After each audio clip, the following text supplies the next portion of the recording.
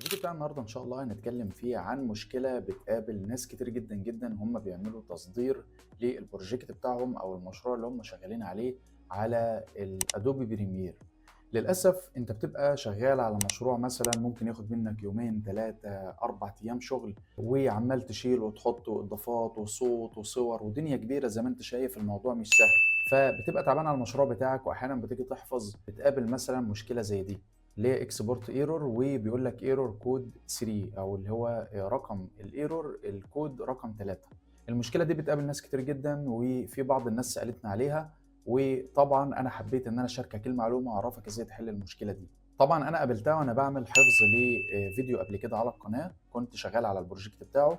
فلما قابلت المشكله طبعا حليتها الحمد لله، وحبيت برضو ان انا اساعدك في حل المشكله دي علشان ما تخسرش شغلك. فزي ما انت شايف انا عملت لها سكرين شوت علشان بس اوضح لك المشكله بالظبط.